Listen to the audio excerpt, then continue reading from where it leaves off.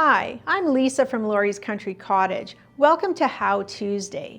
Today I'm going to show you how to use our boxy pouch pattern to make fun, personalized box cubes. There are two sizes. This is the large, and I've used clear vinyl for this boxy pouch, but you can also use printed vinyl, cork, and faux leather. Whatever has a finished edge. Join me and I'll show you how to make a fun boxy pouch. Gather your supplies and cut them according to the pattern. Put your zipper pull or zipper pulls on your zipper tape.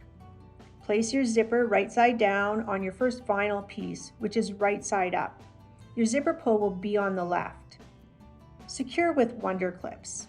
Stitch with a 1/4 inch seam allowance, a zipper foot will help, and then fold the seam allowance away from the zipper and top stitch. Place this zipper unit right side up on your table. Add your second piece of vinyl right side down and secure with wonder clips. Stitch with a 1/4 inch seam allowance, again using your zipper foot. Fold the seam allowance away from your zipper and top stitch again. Now move your zipper pull or zipper pulls to the middle.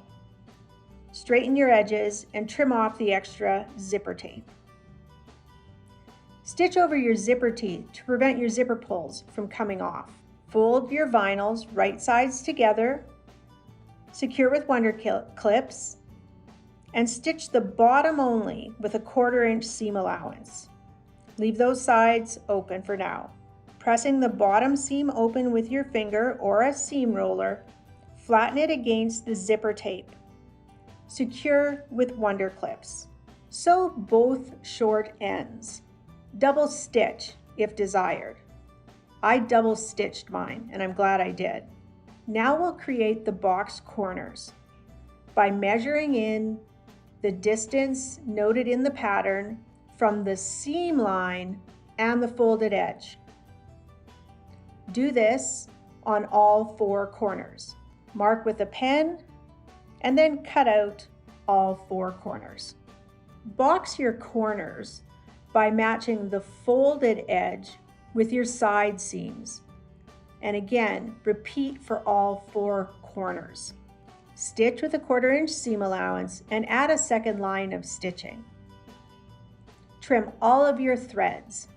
Turn right side out, being sure to push out the corners.